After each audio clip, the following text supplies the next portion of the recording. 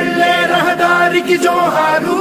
ప్రతి ఒక్కరికి ఈ అవగాహన సదస్సు ద్వారా మీరు వినాలని ఇంత శ్రద్ధగా కూర్చొని మా కోసం ఎదురు చూస్తున్న మీ అందరికీ కూడా పేరు పేరున జై హింద్, జై భారత్. నా పేరు నీలచంద్రం. 18 సంవత్సరాలుగా ఆర్మీలో పనిచేసి మొన్న ఫిబ్రవరి 29 నేను రిటైర్డ్ అయ్యాను. మా గ్రామం వచ్చేసి అనాథపురం. 2005 సెప్టెంబర్లో నేను ఆర్మీలో జాయిన్ అయ్యేటప్పటికీ మా ఉమ్మడి దళితోపాధి అయినటువంటి ఒక 40 గ్రామాల నుంచి నేను సెకండ్ పర్సన్గా నేను జాయిన్ కావడం అనేది జరిగింది. నేను కూడా మీరు ఎలాగైతే ఫస్ట్ క్లాస్ నుంచి ఇప్పుడు ఇంటర్మీడియట్ చదివే వరకు ఎలాగైతే మీరు ప్రభుత్వ పాఠశాల మరియు కళాశాలలో చదువుతున్నారు, నేను కూడా ఇలాగనే సేమ్ ఫస్ట్ క్లాస్ నుంచి మనకి డిగ్రీ సెకండ్ ఇయర్ వరకు నేను ప్రభుత్వ కళాశాలలోనే చదువుకున్నాను. నాకు తెలిసి మీ ఎదురుగా కూర్చున్న ఈ అధ్యాపక బృందంలో కూడా దాదాపుగా 90% మంది మనలాగానే గవర్నమెంట్ స్కూల్ కాలేజీలో చదువుకున్న వాళ్ళే. కాబట్టి మనం ఎక్కడ చదువుకున్నాం అనేది కాదు, ఆ పోయిన కళాశాలలో చెప్పేటటువంటి పాఠాలు మనం ఆలకించి మనం పాటించి ఏం సాధించాలనేది ఫైనల్ గా రిజల్ట్ అనేది మన జీవితం పైన ఎఫెక్ట్ ఉంటుంది. అయితే ఈ రోజు ఇక్కడికి మేము రావడం కారణం ఏంటంటే, చాలా మందికి 10వ తరగతి తోటి ప్రభుత్వ ఉద్యోగం వస్తుందంటే చాలా మంది నమ్మరు. అది కూడా మనలాగా పల్లెటూర్లలో ఉంటే ఉన్న వారికి వస్తుందంటే అసలు నమ్మరు. అది చాలా శుద్ధ తప్పండి. మీరు కనుక ఒక దాని గురించి అవగాహన పెంచుకొని ప్రయత్నం మొదలు పెట్టినట్టయితే అది మొదటి ప్రయత్నంలో కాకుండా ఫస్ట్, సెకండ్, థర్డ్ ఏదో ఒక ప్రయత్నంలో 100%, 100కి 100% రిజల్ట్ వచ్చి మీరు విజయవంతం అవుతారని నా పూర్తి విశ్వాసంతో మరియు నా ఇండివిజువల్ మనకి అనుభవంతో చెప్తున్నాను. ఎందుకంటే నేను కూడా ఆర్మీలో పోయే టైంకి మా ఊరు నుంచి దాదాపు ఒక 15 మెంబర్స్ పోయినాం. ఫస్ట్ టైం 15 మెంబర్స్ రిజల్ట్ అయ్యారు. సెకండ్ టైం రమ్మంటే ఎవ్వరు రాలేదు. ఒక ఇద్దరిని బలవంతంగా నాతో పాటు నేను తీసుకెళ్ళాను. అక్కడ కూడా ముగ్గురం పోయినాం, ఫెయిల్ అయిపోయాను. ఇంకా థర్డ్ టైం ఎంత బతికైనా నాతో ఎవరు రాలేదు. నేను పోయేటప్పుడు ఇండియా వర్సెస్ శ్రీలంక మ్యాచ్ జరుగుతుంది. MS ధోని ఆ రోజు 183 అనే లైఫ్లో హైయెస్ట్ స్కోర్ కొడుతున్నాడు. అదే ఇంత మంచి మ్యాచ్ వదులుకొని ఎందుకు పోతావు, లేదు కాదు చేయదు, నువ్వు కూడా ఇక్కడనే కూర్చోమాకు, అందరు పోవడం వేస్ట్ రావడం వేస్ట్ అంటే, అరే నాకు రాదని నాకు తెలుసు, నేను మీ లాగా లొంగిపోను, ఆడికి పోయి ఓడిపోయి వస్తాను కానీ లొంగుబాటు నాకు యాక్సెప్టబుల్ కాదు. ఓడిపోయిన వాళ్ళు జీవితంలో గెలుస్తారు కానీ ఎప్పుడైతే సరెండర్ చేస్తారో కాబట్టి మీరు దీంట్లో నుంచి ప్రయత్నానికి ముందు వచ్చినప్పుడు మీ ద్వారా మీ పక్కన ఉన్న 4 ఫ్రెండ్స్ మిమ్మల్ని డిస్కరేజ్ చేస్తుండొచ్చు. దానికి మీరు భయపడద్దు, దానికి ఇన్సల్ట్ గా ఫీల్ కావద్దు, వారిపైన కోపం దేశం కూడా మనం పెంచుకోవద్దు. మనం టార్గెట్ ఏదైతే పెట్టుకున్నామో దాని వైపుగా నిరంతరంగా ప్రయత్నం చేస్తూ మన విజయంతో ఆయనకి ఒక స్వీట్ ఆన్సర్ అనేది ఇవ్వాలి. దాదాపు ఏమవుతుందంటే మన విజయంతో మనకి ఇండివిజువల్ వ్యక్తిగతంగా మనం లాభంతో పాటు ఈ సమాజానికి ఈ దేశానికి సేవ చేసిన వాళ్ళు అవుతాం. రెండవది, ఏ వ్యక్తి అయితే మనకి ఇన్సల్ట్ చేశాడో ఆ వ్యక్తి మరొకసారి ధైర్యం చేయడు రెండో వ్యక్తిని ఇన్సల్ట్ చేయడానికి. కాబట్టి మనం ఏదైతే లైఫ్ లో ఇప్పటి వరకు దేశ భవిష్యత్తు అనేది క్లాస్ రూమ్ 4 గోడల మధ్యగా నిర్మితం అవుతుంది అంటారు పెద్దలు. కాబట్టి మీరు క్లాస్ రూమ్ వస్తున్నారంటే మీ భవిష్యత్తును మీరు బాగుపరుచుకుంటూ ఈ దేశ భవిష్యత్తును పెంపొందించే విధంగా ఉండాలని తప్పిస్తే ఈ మీ జీవితాలను మీరు నాశనం చేసుకొని దేశ అభివృద్ధికి ఆటంకంగా కలవద్దు అనేది ఒక రిటైర్డ్ ఆర్మీ సోల్జర్ గా మీ అందరికి విజ్ఞప్తి చేస్తున్నాను. ఎందుకంటే ఈ రోజు చలికి వెంట కూర్చుంటున్నాం, వర్షం వస్తే క్లాస్ రూమ్ లో కూర్చుంటున్నాం అంటే మనకి ఇష్టమైన డ్రెస్లతో మీ అమ్మా నాన్నలు మనకి వ్యవసాయ క్షేత్రంలో వాననక ఎండనక రాత్రి అనక పగలనక పని చేస్తున్నారు. కాబట్టి మనం ఇక్కడ కూర్చోగలుగుతున్నాం. వాళ్ళ కష్టానికి మన ప్రతిఫలం ఏంటంటే మన జీవితంలో మనం బాగుపడగలం. కాబట్టి మీరు ఈ రోజు ఇప్పటిదాకా ఎలా ఉన్నా, ఈ రోజు తర్వాతనైనా మీ క్లాస్ రూమ్లలో మీ అధ్యాపకులు చెప్పేటటువంటి విషయాలను శ్రద్ధగా విని వారు చెప్పినట్టుగా పాటించినట్టయితే ఖచ్చితంగా మీరు జీవితంలో మీరు ఉన్నత స్థానాలకు ఎదుగుతారని నేను ఆశిస్తున్నాను. ఎందుకంటే నేను నేర్చుకున్న దాంట్లో ఈ సమాజంలో ఇద్దరు వ్యక్తులు ఎలాంటి ప్రతిఫలం ఆశించకుండా మనకి నిజాలు చెప్తారనేది మా గురువులు మా తల్లిదండ్రులు దాన్ని నేర్చుకున్నాను. అది ఒకటి మీ తల్లిదండ్రులు, రెండు మీ గురువులు. కాబట్టి వీళ్ళిద్దరు మాటల్ని మీరు దాంట్లో ఎలాంటి సంశయం లేకుండా పాటించాలి. అలాగే 10వ తరగతి ప్రభుత్వ ఉద్యోగం అనే ఈ అవగాహన సదస్సులో మెయిన్ విషయానికి వద్దాం. మీ 10వ తరగతితో మినిమం 10వ తరగతితో మనం మంచి ప్రభుత్వ ఉద్యోగం పొందడంతో పాటు ఈ సమాజంలో ఎంతో మందికి మనం ఆదర్శంగా నిలవచ్చు. అది ఎట్లా అంటే మనకి భారతదేశాన్ని విశ్వ గురువు చేయాలనే ఉద్దేశంతో నరేంద్ర మోడీ గారు ఈ దేశంలో చాలా సంస్కరణలు అన్నిటికీ తీసుకురావడం జరిగింది. దాంట్లో భాగంగానే SHGD స్టాఫ్ సెలక్షన్ కమిషన్ ద్వారా ఏటా మినిమం తక్కువలో 50,000 జాబ్స్ ఫిల్అప్ చేయడం అనేది జరుగుతుంది. దానికి మినిమం క్వాలిఫికేషన్ 10th క్లాసే. ఇంతకుముందు ఆ ఎగ్జామ్ ఎలా ఉండేదంటే ఆల్ ఓవర్ ఇండియాలో జరిగేది కాబట్టి హిందీ లేదా ఇంగ్లీష్ రెండే 2 లాంగ్వేజ్ల్లో మనకు నిర్వహించేవాళ్ళు. అది 2020 తర్వాత కేంద్ర ప్రభుత్వం నరేంద్ర మోడీ గారి నాయకత్వంలో నడుస్తున్న కేంద్ర ప్రభుత్వం దాన్ని 14 రీజనల్ లాంగ్వేజ్ లోకి అనుమతించడం అనేది జరిగింది. అనుమతించిన రీజనల్ లాంగ్వేజ్ లో మన తెలుగు కూడా ఒక సబ్జెక్ట్ ఉంది. కాబట్టి మన వాళ్ళు దాంట్లో పార్టిసిపేట్ చేసి ఈ సంవత్సరం పెడితే మళ్ళొక సంవత్సరం మనకి ఇప్పుడు రెగ్యులర్ సివిల్లో ఏ జాబ్ స్టేట్ గవర్నమెంట్ తీసుకున్నా రెగ్యులర్ నోటిఫికేషన్ ఎక్కడ ఉండదు. కానీ మన సెంట్రల్ గవర్నమెంట్ లో వచ్చేటటువంటి SHGD ఎవ్రీ ఇయర్ ప్రతి సంవత్సరం మనకి ఎగ్జామ్ ఉంటుంది. 10th క్లాస్ దాని మినిమం క్వాలిఫికేషన్. అలాగే డిఫెన్స్ రంగంలో ఒక కొత్త సంస్కరణ తీసుకొచ్చారు 2022 మన జూన్లో. ఆ సంస్కరణ ఏంటి అంటే అగ్నిపథ్ స్కీమ్. అగ్నిపథ్ స్కీమ్ ద్వారా మనకి చాలా మందికి దీనిపైన అపోహలు అనేటివి ఉండి కొంతమంది రాజకీయ నాయకులు వివిధ పార్టీలు వాళ్ళ స్వార్థ ప్రయోజనాల కోసం ఏ ఉద్దేశంతో అయితే అది తీసుకొచ్చారో ఆ ఉద్దేశం తెలియకుండా దానిపైన ఒక వ్యతిరేకత అనేది గ్లోబల్ ప్రచారం ద్వారా దానిపైన పెద్ద ప్రచారం చేసేసి యూత్ కి దాని ఫలాలు అందకుండా చేయడం అనేది జరిగింది. దాంట్లో నిజాలు నేను చెప్తాను. మీకు నచ్చితేనే జైలు కాండి, నచ్చకుంటే ఎవరు జైలు కావద్దు. ఎందుకంటే భారతదేశానికి సేవ చేయడానికి ఎంతో మంది యువకులు లైన్ కట్టి శ్రమించిన వాళ్ళు ఉన్నారు. మన దేశంలో వేరే దేశాల్లో ఖచ్చితంగా ఆర్మీలో కంపల్సరీ చేయాలనేది ఉంటుంది. అట్లాంటి నిబంధన భారతదేశంలో ఎక్కడ లేదు. ఎందుకంటే మన దేశంలో ప్రతి ఒక్కరు మామూలుగానే దేశభక్తితోనే పుడతారు. కాబట్టి నువ్వు ఖచ్చితంగా పోయి దేశ సరిహద్దులో కాపలు కాయాలి అనే దుస్థితికి మన దేశం రాలేదు. దాని అనుగుణంగానే మనకి ఎందుకు ఈ స్కీమ్ తెచ్చారు, దీంట్లో ఉన్న బెనిఫిట్స్ ఏంటి అంటే దీని యొక్క బెనిఫిట్ ఏంటంటే యూత్ కి ఒక మిలిటరీ ట్రైనింగ్ ఇచ్చి వాళ్ళకి ఒక డిసిప్లిన్, ఒక వాళ్ళు నమ్మకాన్ని కల్పించాలనే ఉద్దేశంతో ఈ స్కీమ్స్ ఇవ్వడం అనేది జరిగింది. ఈ స్కీమ్ లో ఏంటంటే 17.5 సంవత్సరాల నుంచి 21 సంవత్సరం మధ్యలో ఉన్న యువతలో కూడా మనకి అవకాశం ఇచ్చారు. మొదటిసారిగా 1000 మందిని వాళ్ళు తీసుకున్నారు. ఈ ఆర్మీ నోటిఫికేషన్స్ ఏదైతే ఉందో మనకి అగ్నిపథ్ స్కీమ్ ద్వారా వెలువడేది, దాంట్లో కూడా గర్ల్స్ కి కూడా అవకాశం ఉంది. కాబట్టి మీరు ఎక్కడ కూడా మాకు ఆర్మీలో ఛాయిస్ లేదనేది మీరు ఫీల్ కాకూడదు. మనకి ఇంకా ముందు దీనికంటే ముందు ఓన్లీ ఆఫీసర్ ర్యాంక్స్ లోనే మనకి గర్ల్స్ లేడీస్ అనే వాళ్ళు ఉండేవారు. ఇప్పుడు కింది ర్యాంకులు అయినటువంటి ఫైటర్ ఫోర్స్ లో కూడా గర్ల్స్ కి మనకి అవకాశం ఇచ్చారు. చాలా మంది కూడా మనం చూస్తుంటాం.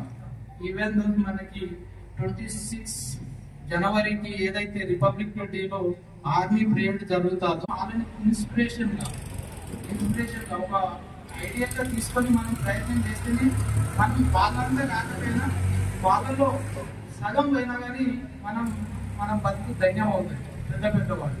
ఎందుకంటే ఎవరు ఏమి లేని చోట ఒక మేడం గారు పోయి పోవడమే, ఆర్మీలో పోవడమే ఎక్కువ. అది కూడా మనకు కావద్దు. రిపబ్లిక్ డే పరేడ్ ఎవరు చూస్తారు? మొత్తం ప్రపంచం మొత్తం చూస్తుంది. మన నాట్ ఓన్లీ భారతదేశమే కాదు, ప్రపంచం మొత్తం ఏకకాలంతో చూస్తుంది వీళ్ళ సైన్య శక్తి ఎంత, వీళ్ళ శక్తి ఎంత అనేది. ఆ రోజు మన భారతదేశ శక్తిని ప్రదర్శిస్తారు.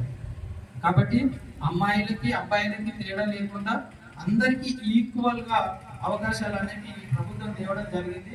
ఎందుకంటే ఏదో ఒక సెక్షన్ ని నిర్లక్ష్యం చేసి మిగతా సెక్షన్లను బాగుపరిచినంత మాత్రాన భారతదేశం సమూలంగా బాగుపడదనే ఉద్దేశంతో అందరికి అవకాశాలు తెచ్చారు. కాబట్టి ఈ అగ్నిపథ్ స్కీమ్ ద్వారా మీరు ఈ గవర్నమెంట్ కల్పించబోయే అవకాశాలను పూర్తిగా వినియోగించాలని నేను కోరుకుంటున్నాను.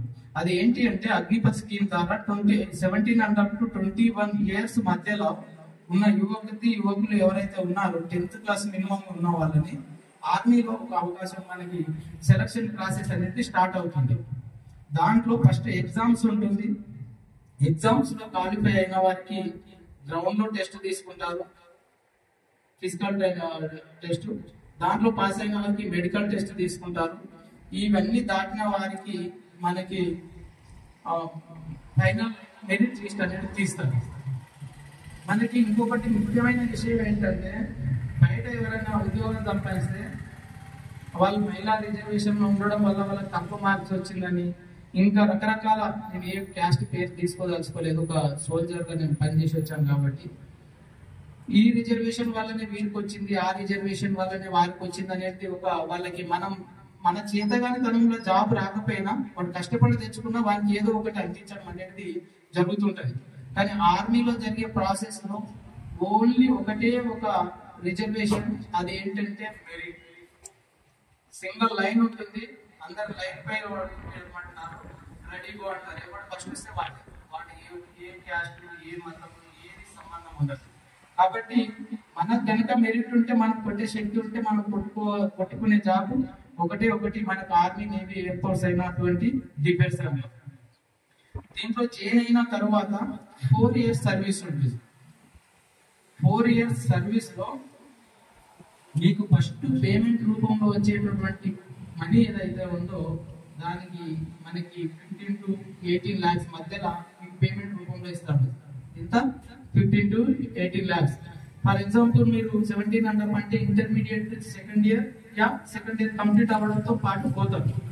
ఆ తర్వాత 4 years మీరు డిగ్రీయే చేస్తున్నాం అనుకోండి, 18 lakhs రూపీస్ వస్తాయి కదా. చాలా మంది మాకు డబ్బులు లేవు, మేము చదువుకున్నాను, శక్తి ఉంది కానీ మనం పోవాలని చదవాలని ఉండే కానీ మా అమ్మ పంపించలేదు, మా నాన్న పంపించలేదు అని సాకులు వెతికే వారికి బంద్ చేయండి. ఇక వైపు మీరు ఆర్మీలో జాయిన్ కావడానికి మీలో శక్తి ఉంది, మీకు ఏ అడ్డంకి లేదు, మీకు కనుక టాలెంట్ ఉంటే మీకు ఏ రిజర్వేషన్ తో సంబంధం లేకుండా జాబ్ మీ మెరిట్ తో, మీ శ్రమతో కొట్టే అవకాశం ఉంది. కొట్టిన తర్వాత పేమెంట్ రూపంలో వచ్చే డబ్బులు 15 to 18 lakhs. ఆ తర్వాత secondary Agnipath scheme development certificate అనేది వాళ్ళు 4 years తర్వాత ఇస్తారు. దీంట్లో 100 members తీసుకుంటే ఆఫ్టర్ 4 years తర్వాత 25% కంటిన్యూ చేస్తూ 75% ఎగ్జిట్ చేస్తున్నారు, బయటకు పంపిస్తున్నారు. 25% ఎవరినైతే మనకి అందులో మెరిట్ లేకుండా వాళ్ళ డిసిప్లిన్ వాళ్ళన్నిటి ఆధారంగా తీసుకొని అలా కంటిన్యూ చేస్తున్నారో వాళ్ళకి ఇక ప్రాబ్లం లేదు. వాళ్ళు ఒక జాబర్ గా, ఒక సైనికుడిగా వాళ్ళు పూర్తి సమయం సేవలుగా వాళ్ళు కొనసాగిస్తూ వాళ్ళ కుటుంబాన్ని వాళ్ళు పోషించుకుంటారు. ఎవరైతే 75% బయటకు పోతున్నారు అంటే 17 అంటే 18 to 21 years, ఫస్ట్ 18 years లో మనకి దాంట్లో ఎంట్రీ అవుతే 21 లో 18 to 4 అంటే 22 లో బయటకు వస్తుంది. లాస్ట్ ఏజ్ లో పోతే 25 లో బయటకు వస్తుంది. సో ఆయన జీవితం ఎట్లా గడుస్తుంది? దాని గవర్నమెంట్ ఏం చేసిందంటే Agnipath skill development certificate provide చేసింది. దాని ద్వారా ఏంటి అంటే మనకి defence, army, navy, air force ను వదిలి paramilitary forces, army, navy, air force ఏం చేస్తుంది? మన దేశానికి ఎక్స్టర్నల్ సెక్యూరిటీ ఇస్తుంది. విదేశాల ద్వారా వచ్చేటటువంటి థ్రెట్ ను క్లియర్ చేయడానికి ఆర్మీ, నేవీ, ఎయిర్ ఫోర్స్ ఉంటుంది. అదే అంతర్గత భద్రత. ఇంటర్నల్ సెక్యూరిటీ చూసేది ఏంటి? సిఆర్పిఎఫ్, సిఐఎస్ఎఫ్, అస్సాం రైఫిల్, ఆ తర్వాత ఆర్పిఎఫ్, ఇవన్నీ కూడా మన ఇంటర్నల్ ఫోర్సెస్. అవి ఏంటి అంటే 58 ఇయర్స్ పూర్తి సమయం చాలా ఎలాగైతే ఇప్పుడు వాళ్ళు లాస్ట్ వరకు 58 ఇయర్స్ వరకు వాళ్ళు జాబ్ చేస్తారో, సర్వీస్ చేస్తారో, అట్లాంటి అవకాశం ఉన్నాయి అన్ని ఎస్హెచ్జిడి మా ఆర్పిఎఫ్ ఇవి. దీంట్లో మళ్ళీ ఎంత 10% రిజర్వేషన్ ఇస్తున్నాం. ఈ జాబ్ అయిపోవడం తోటి 80 లాక్ రూపీస్ తీసుకున్నాం. అగ్నిపథ్ స్కిల్ డెవలప్మెంట్ సర్టిఫికెట్ రావడం వల్ల దీంట్లో 10% రిజర్వేషన్ తీసుకుంటున్నాం. ఇప్పుడు సిఐఎస్ఎఫ్ ఉంది. సిఐఎస్ఎఫ్ ఉంటే ఎక్కడ మెట్రో సిటీలు వదిలి బయట పోవాల్సిన అవసరం లేదు. హైదరాబాద్, ఢిల్లీ, బెంగళూరు, కలకత్తా ఇలాంటి సిటీలలో దాంట్లో కూడా 10% రిజర్వేషన్. అలాగే ఏవైతే వాళ్ళు ఇచ్చేటటువంటి డిప్లొమా సర్టిఫికెట్ ఒకటి ఇస్తాను. వాళ్ళు ఈ 4 years లో ఆర్మీలో ఏ రంగాలలో పనిచేశారో దానికి సంబంధించిన ఒక సర్టిఫికెట్ ఇస్తాడు. ఆ సర్టిఫికెట్ ద్వారా మనకి ఏవైతే పెద్ద పెద్ద కంపెనీలు ఉన్నాయో, కార్పొరేట్ సంస్థలు, టాటా, రిలయన్స్ ఇలాంటి అవన్నీ ఫస్ట్ ప్రయారిటీగా తీసుకుంటామన్నారు. నెంబర్ 3 ఏంటంటే వన్ అప్ సర్టిఫికెట్ ప్రొవైడ్ చేస్తామన్నారు. వన్ అప్ సర్టిఫికెట్ మీన్స్ ఏంటంటే, ఫర్ ఎగ్జాంపుల్ ఒక 10th క్లాస్ అయిపోవడం తోటి అబ్బాయి పోతే ఇంటర్మీడియట్ కంప్లీట్ చేయకుండా వారికి 4 years తర్వాత ఇంటర్మీడియట్ సర్టిఫికెట్ అనేది సెంట్రల్ గవర్నమెంట్ ద్వారా ప్రొవైడ్ చేస్తారు. ఆ సర్టిఫికెట్ ఏదైతే ఉందో మిగతా పిల్లలు రెగ్యులర్ కాలేజీ పొందిన సర్టిఫికెట్ కి సేమ్ ఈక్వల్ ఉంటుంది. అదే ఇంటర్మీడియట్ కంప్లీట్ చేసుకుని పోతే డిగ్రీ సర్టిఫికెట్ ఇస్తారు. డిగ్రీ సర్టిఫికెట్ కంప్లీట్ చేసుకుని పోతే డిప్లొమా సర్టిఫికెట్ ఇస్తారు. మనకి పీజీ సర్టిఫికెట్ అనేది ప్రొవైడ్ చేయాలి. సో మనం జాబ్ చేస్తూనే ఒక 10% రిజర్వేషన్ మన జన్మ ఆధారంగా కాదు, మనం ఏ కుటుంబంలో పుట్టినామో ఆ కుటుంబం ద్వారా వచ్చే రిజర్వేషన్ కాకుండా మనం 4 years దేశానికి సేవ చేయడం వల్ల పొందిన 10% రిజర్వేషన్ మరియు one of certificate, higher education certificate పొందుతున్నాం. దీంతో పాటు మనం సేనా నిధి ప్యాకేజ్ కింద మళ్ళీ 12 lakhs rupees బల్క్ అమౌంట్ ఇస్తాం. లాస్ట్ ఇయర్ 4 years తర్వాత. సో ఈ 4 years సర్వీస్ లో చేసిన పేమెంట్ రూపంలో తీసుకున్న డబ్బులు మరియు స్కిల్ డెవలప్మెంట్ సర్టిఫికెట్ ద్వారా పొందిన 10% రిజర్వేషన్ మరియు 4 years ఈ దేశానికి సేవలు అందించినందుకు గాను మీరు చదువుకున్న దానికి 1 class హైయర్ ఎడ్యుకేషన్ సర్టిఫికెట్, మీరు బయటకు వచ్చిన తర్వాత మీ జీవితం బాగుండాలన్న ఉద్దేశంతో మనకి 12 lakhs rupees ప్రొవైడ్ చేయడం అనేది జరుగుతుంది. సో ఇన్ని అవకాశాలతో పాటు ఈ ఏజ్ ఏదైతే ఉందో మీరు ఇప్పుడు ఉన్నది, ఎదురుగా ఏదైనా చెప్తే ఏం చెప్తారు లేదా వాళ్ళు చెప్తారు, మనం తర్వాత వచ్చేటి ఎంజాయ్ చేసుకుందాం, అది బాగుంటుందని ఏజ్ ఇది చాలా కలర్ఫుల్ గా ఉంటుంది. దాంట్లో లోతుపాట్లు మీకు తెలియదు. ఇప్పుడు మేము మాట్లాడిన మాటలు కూడా మీకు అర్థం కావు. ఆ స్టేజ్ అనేది దాటిపోతుంది. ఎందుకంటే అక్కడ సర్వీస్ మీరు ఎంటర్ సర్వీస్ చేసి ఆ ప్లేస్ లో ఒక 20 ఏళ్ళ సర్వీస్ వాళ్ళు ఉంటారు, ఒక 15 ఏళ్ళ సర్వీస్ వాళ్ళు ఉంటారు, ఒకరు అధికారిగా ఎన్నికై ఈ దేశ సమగ్రతను పూర్తిగా చదివి అర్థం చేసుకున్న వాళ్ళ మధ్యలో అంటే వెల్ మోటివేటెడ్, వెల్ ట్రైన్డ్, మంచి శిక్షణ వాళ్ళ మధ్యలో ఉంటామంటే మామూలుగానే మనం మారిపోతాం. అరే వాళ్ళే చేస్తారు, మేమెందుకు చేయం రాజు. ఇప్పుడు ఫర్ ఎగ్జాంపుల్ ఇట్లా పోతుంటే అక్కడ మెట్ల కింద ఒక కాగితం మీ ప్రిన్సిపాల్ ఎత్తుతుంటే మీకు ఏమనిపించదా? అరే ప్రిన్సిపాల్ తీసేస్తుంది, ఇదంతా సాఫ్ చేయబోయి వెళ్ళిపోతుంది. అట్లా అంత కొంచెం టాప్ మోస్ట్ ఆఫీసర్స్ ఇండియాలో ఒక ఫైటర్స్ పేర్లు విన్నప్పుడు మనకి ఏమనిపిస్తుంది? ఒక భగత్ సింగ్, సుభాష్ చంద్రబోస్ వాళ్ళ గురించి విన్నప్పుడు మన మనసంతా పులిపించిపోతారే, ఎప్పుడు నేను అంత ఎందుకు ఆ టైంలో పుట్టలేదని. సో అట్లాంటి trained soldiers, well motivated person మధ్యలో ఉండి మీరు దేశానికి సేవ చేసే అవకాశం దొరుకుతుంది. కాబట్టి అలాంటి అవకాశాలు మీలో కనుక ఆర్మీలోకి రావాలనే సంకల్పం, ఆశయం కనుక ఉంటే ఖచ్చితంగా ఎప్పుడైనా ఆ కనిపించిన నెంబర్ మై ఫీడ్ చేసుకోండి. మీరు మా ఇన్స్టిట్యూట్ లోకి వస్తే ఓకే, మీరు రాకపోయినా మీరు ఎక్కడుండి నాకు ఫోన్ చేసినా సరే మీకు 100% నేను దానికి సంబంధించిన గైడ్ ఇవ్వడానికి నేను సిద్ధంగా ఉన్నానని తెలియజేయడానికి సంతోషిస్తున్నాను. అట్లాగే మీరు ఈ 4 years చేసిన సర్వీస్ లో మంచి డిసిప్లిన్, యూనిటీ, మన దేశం గురించి మీ కళాశాలలో ఉన్నటువంటి మన హిస్టరీ సార్ చెప్తే అంటే చదివి మార్కులు తెచ్చుకోవడం బట్టి అర్థమవుతుందేమో కానీ మన దేశాన్ని నాలుగు మూలలా చేసి చూసి తరించేటటువంటిది అలా అర్థం కాదని నేను అనుకుంటున్నాను. ఎందుకంటే మనం ఉన్నప్పుడు ఈ చిన్న చలికే ఇట్లా ఉన్నాం. ఈ టైంకి సియాచిన్ గ్లేషియర్ లో -40 -20 అక్కడ మన గడ్డపారకు తీసుకొని బరుపు పావులో కొట్టి వేడి చేసుకొని నీళ్లు తాగేటువంటిది ఉంటుంది. అట్లాగే మనకు తారేడారి లాగా అంటే మనకి డిజార్ట్ తారేడారి లాంటి మనకి ఎడారి ప్రాంతంలో ఉంటది, సముద్ర తీరం ఉంటది. మన దేశం లాంటి దేశం ఇక ప్రపంచంలో ఏ దేశం కూడా ఉండదు. ఎందుకంటే ఏ దేశానికైనా ఒకటి డిజార్ట్స్ ఉంటే హిల్స్ ఉండవు, హిల్స్ ఉంటే సముద్రం ఉండదు. మనకు అన్ని అవకాశాలు ఉన్నాయి. కాబట్టి ఈ దేశాన్ని మీరు ఆ దేశ సేవలో మీరు పాల్గొని అట్లా మీ జీవితాలను మీరు భద్రత పరచుకోవడంతో పాటు ఈ సమాజానికి కూడా మీరు మంచి గౌరవప్రదంగా మీరు ఆదర్శంగా నిలుస్తారని నేను కోరుకుంటున్నాను. అమ్మాయిలకు కూడా ఇప్పుడు మనకి త్వరలో మనకి ఏప్రిల్లో మన జాబ్ క్యాలెండర్ బట్టి గమనించినట్లయితే పోలీస్ కానిస్టేబుల్ ఉద్యోగాలు కూడా వస్తున్నాయి. కాబట్టి మీరు మీ ఊర్లలో మన ఎన్నో పల్లెటూరు బ్యాక్గ్రౌండ్ నేను అనుకుంటున్నాను అటువైపు నుంచి వచ్చిరని. మీరు మీ అమ్మమ్మలు నానమ్మలు పెళ్లి తొందర పెట్టినా మీరు తొందరపడద్దు. మీరు ఖచ్చితంగా ఇంత దూరం చదువుకోవడానికి వచ్చినప్పుడు ఏదైనా సాధించకుండా ఎవరు పెళ్లి చేసుకోవాలి. అది ప్రభుత్వ ఉద్యోగం అనే కాదు, ఆర్మీ అనే కాదు, ఇంకోటి అనే కాదు, ఏదైనా సరే మీ లైఫ్ లో ఏది గోల్ పెట్టుకుంటారో అది సాధించి నిజాయితీగా పక్క వాళ్ళకి ఇబ్బంది కలగకుండా ఈ దేశ రాజ్యాంగం లోబడి మనం కనుక పనిచేసినట్టయితే మీరు అందరికంటే పెద్ద మన దేశభక్తులు అవుతారని, అట్లాగే ఈ అవకాశం ఇచ్చినటువంటి రాంపూర్ జూనియర్ కళాశాల ప్రిన్సిపల్ శ్రీనివాస్ సార్ గారికి మరియు మిగతా మన అధ్యాపక బృందానికి పేరు పేరున మరొకసారి ధన్యవాదాలు. జై జవాన్.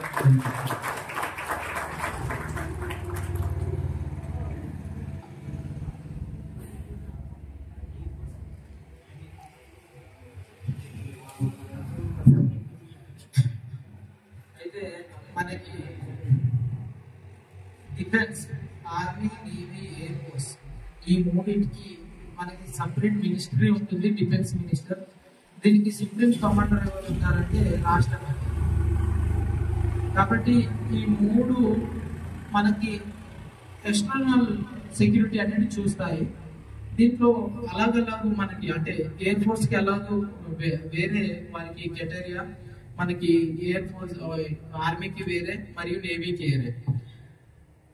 ఆర్మీకి వచ్చేసి 166 సెంటీమీటర్స్ హైట్ ఉండి అందరికి 10th క్లాస్ 45% మార్క్స్ ఉన్నాయి. చెస్ట్ వచ్చేసి 77 మన గాలి పీల్చుకున్నాక 5 సెంటీమీటర్స్ పెట్టాలి. నేవీ వచ్చేసి 157 సెంటీమీటర్స్ సరిపోతుంది. కొంతమంది ఇందులో అనుకుంటుండొచ్చు, అరే నాకు ఆర్మీలో పోవాలని ఉంది కానీ నాకు హైట్ లేదు అని చెప్పేసి. అది తప్పు. 157 సెంటీమీటర్స్ నాకు తెలిసి ప్రతి ఒక్కరు ఎవరు మిస్ కాదు. కాబట్టి మీరు నేను చిన్న ఉందని మీరు అది అనుకుంటున్నారు. మీరు అజిత్ దోవాల్ని ఎంతమంది మీరు వాట్సాప్ ఇన్స్టాగ్రామ్లలో రీల్స్ అవి ఇవి చూస్తారు. కానీ కొంతమంది పర్సన్స్ గురించి చదివితే మీరు చాలా అది అజిత్ దోవాల్ ఏంటంటే ఐపీఎస్ అధికారి అతను. ఐపీఎస్ అధికారి అంటే మీకు ఐడియా వచ్చింది. మన జిల్లా రక్షణ వ్యవస్థకి హెడ్ ఎవరు ఉన్నాం? సిపి మేడం కాదు కదా. సో ఎస్పీ ఆ ర్యాంక్ ఆఫీసరు మీరు నమ్ముతారా? రోడ్డు మీద పోయి భిక్షాటన చేస్తాడంటే 7 సంవత్సరాలు భిక్షాటన చేసిండు. అర్థ తిన్నాడు 7 సంవత్సరాలు. ఎందుకు తెలుసా? దేశం కోసమే. ఇది చరిత్ర కాదు, ఇప్పుడు నడుస్తున్న యుగం. ఇప్పుడు నడుస్తున్న ప్రజెంట్ టైంలో నేషనల్ సెక్యూరిటీ అడ్వైజర్ మన దేశ సరిహద్దుకి ఎక్కడ ఏ చిన్న చీమ పుట్టినా ఆయన వచ్చి కూర్చొని అక్కడ చేసేట వారికి యాక్షన్ ఉంది. అట్లాంటి అడుక్కున్నాడు. ఎందుకు అడుక్కున్నాడంటే దేశం కోసం మనకి ఏ పాత్ర ఇస్తే ఆ పాత్రలో మనం నిమగ్నమైపోవాలి, జీవించాలి. సో నేను చిన్న ఉన్నా, నేను ఆర్మీలో పోవాలనుకున్నా కానీ నేవీ ఏంది అట్లా మనకు సెక్యూరిటీ లేకుంటే ఏ రంగమైనా, నేను పర్సనల్గా నమ్మేది ఏంటంటే ఆర్మీ, నేవీ, ఎయిర్ ఫోర్సే కాదు, ఒక టీచరే కాదు, ప్రతి ఒక్కరు కూడా ఈ దేశానికి వారి పనిలో వారు నిమగ్నమై పనిచేస్తే వాళ్ళు దేశం. కాబట్టి ఆర్మీకి వచ్చేసి 166 సెంటీమీటర్స్ ఉంది, 10th క్లాస్ ఉంది, 17 to 21 years మధ్యలో ఉంటే మిగతాది మీ చెస్ట్, మీ బాడీ కొలతలు మనం మార్చుకోవచ్చు ఎక్సర్సైజ్ ద్వారా. అలాగే నేవీకి వచ్చేసి 157 సెంటీమీటర్స్ ఉండేసి 10th సేమ్, ఇంకా మన age group same. Air force కూడా 10th క్లాస్లో 50% మార్క్స్ ఉండాలి. 10th క్లాస్లో 50% మార్క్స్ ఉండాలి. మరియు ఏజ్ హైట్ వచ్చేసి 160 సెంటీమీటర్స్ ఉండాలి. ఎయిర్ ఫోర్స్లో ఏంటంటే మనకి 50% మార్క్స్ ఉండేసి ఇంగ్లీష్ సబ్జెక్ట్లో 100% 50% మార్క్స్ ఉండాలి. దీనికోసం మినిమం 10th క్లాస్ కానీ, ఇది మాక్సిమం అలా మనకి ఎడ్యుకేషన్ క్వాలిఫికేషన్ మారినా కొద్దీ అందులో జాబ్స్ అనేవి డిఫరెంట్ అవుతాయి. అదంతా చెప్పాలంటే మీకు ఒక్కొక్కటి వినాలంటే ఉంటే అది కొద్దిగా పెద్ద సబ్జెక్ట్ అవుతుంది. ఎందుకంటే ఆర్మీలో కూడా జేడీ ఉంటుంది, టెక్నికల్ ఉంటుంది, నర్సింగ్ అసిస్టెంట్ ఉంటుంది, ట్రేడ్ మెన్ ఉంటుంది. అందులో అన్ని పనులు చేయవలసి ఉంటుంది. ఫర్ ఎగ్జాంపుల్ నేను టెక్నికల్లో భర్తీ అయినా, ఎంపీసీ ఇంటర్మీడియట్ క్వాలిఫికేషన్ తోటి నేను పోయినా. ఒకవేళ ఇంటర్మీడియట్ క్వాలిఫికేషన్లో మన బైపీసీ ఉంటే నర్సింగ్ అసిస్టెంట్ ఉంటారు. 10th క్లాస్ తోటి లేదా 8th క్లాస్ తోటి మనకి ట్రేడ్ మెన్స్ ఉంటారు. మనకి ఒక విషయం ఎంత అంటే ఒక దుఃఖ కల్పించే విషయం, బాధ కల్పించే విషయం, మన ఏరియాలో నుంచి ఎంఎన్ఎస్ ఉంటుంది అన్నమాట, మిలిటరీ నర్సింగ్ సర్వీస్.